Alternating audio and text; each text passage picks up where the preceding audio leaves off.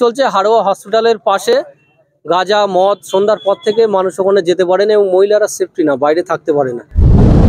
হাড়োয়া গ্রামীণ হসপিটালে নাবালিকাকে ধর্ষণের চেষ্টা আমরা দেখেছি, সেই কারণে আমরা আজকে মাঠে নেমেছি, আজকে প্রতিবাদ জানাচ্ছি। শাসকের ছেলেরাই করছে, মদ গাঁজা খাচ্ছে হসপিটালের বাইরে বসে, হসপিটালের চত্বরে শাসকের লোকেরাই করছে, তাদের ইন্ধনে এইগুলো হচ্ছে, নাহলে ওরা হসপিটালের মধ্যে করার সাহস কি করে পায়?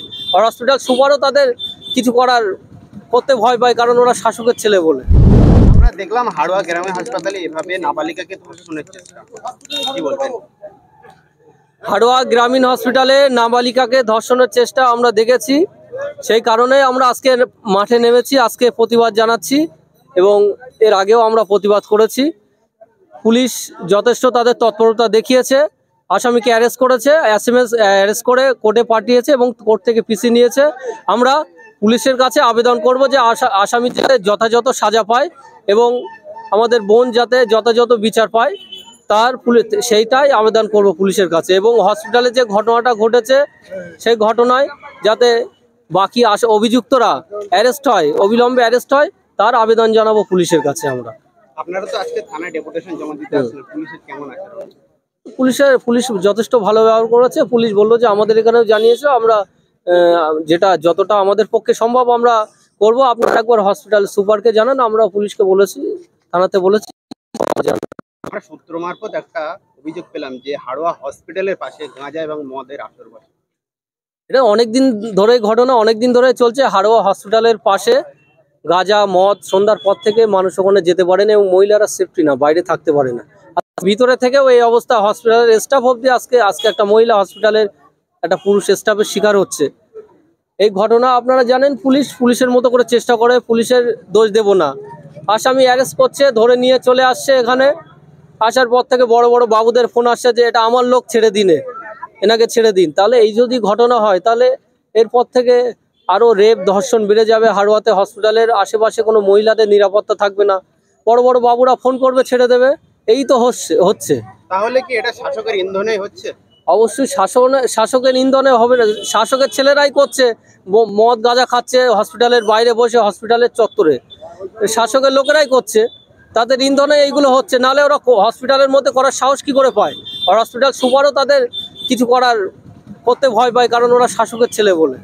সেই কারণের জন্য 2011 সাল থেকে আমি শুনতে পাচ্ছি যে সরকার ক্ষমতায় আসার পর থেকে হসপিটাল নাকি সুপার স্পেশালিস্ট হসপিটাল হবে, কিন্তু গ্রামীণ হসপিটাল আছে সেগুলো উন্নয়ন হচ্ছে, উন্নতি হচ্ছে, বিল্ডিং হচ্ছে, বেড বাড়ছে, মেডিকেল টেস্ট হচ্ছে, যেগুলো ব্লাড টেস্ট, বিভিন্ন টেস্টের মেশিন বসছে, আমাদের হসপিটালে আর হচ্ছে না।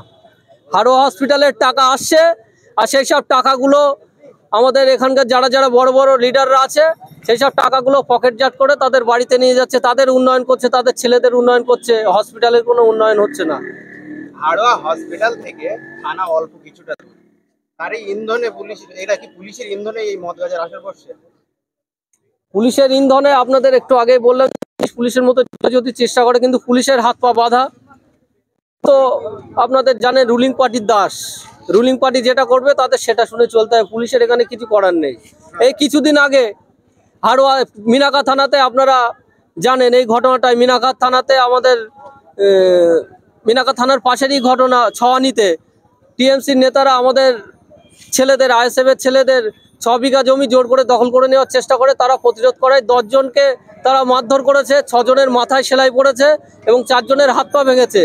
আমরা থানায় গেছি, থানায় কমপ্লেন দিয়েছি, পুলিশ তার যথাযথ ব্যবস্থা করেছে, আসামিদের অ্যারেস্ট করেছে, 2টো আসামি অ্যারেস্ট করে কোর্টে পাঠিয়েছে। সে কারণে যে আইও অ্যারেস্ট করেছে, পিসি পার্টি ছিল, তাকে সঙ্গে সঙ্গে এসপি অফিসে ক্লোজ করে দেওয়া হয়েছে। তাহলে এতটা প্রভাবশালী, এতটা শক্তিশালী তারা, এই পার্টির লিডারদের কোনো ছেলেদের অ্যারেস্ট করলে পুলিশকে ক্লোজ করে এসপি অফিসে পাঠানো হচ্ছে, পাঠিয়ে দিচ্ছে। তাহলে এটা একটা ভাবার বিষয়, ভবিষ্যতে আরও কি হতে পারে, আমরা কোথায় দাঁড়িয়ে আছি, সমাজটা কোথায় দাঁড়িয়ে আছে। গণতন্ত্র তো হরণ করা হচ্ছে, মানুষকে ভোট দিতে দেওয়া হচ্ছে।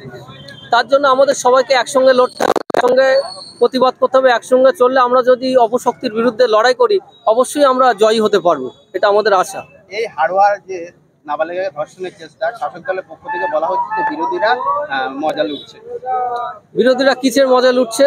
যে আসামি অ্যারেস্ট হয়েছে, আরো আসামিরা অ্যারেস্ট হয়নি, যে যারা এর সঙ্গে যুক্ত আছে তাদের যাতে অ্যারেস্ট করা হয় তার আবেদন জানাচ্ছি এবং হসপিটালের পরিকাঠামোর জন্য আজকে আমরা থানায় ডেপুটেশন দিয়েছি। এর ভিতরে মজা লোটার কি আছে আপনার জানি না, তা ওদেরকে ওই থানার চত্বরে যারা ওর ছেলে টিএমসি পার্টির ছেলেরা মদ গাঁজা খায় সেগুলো করতে দিলে মনে হয় মজা লোটাটা বন্ধ হবে।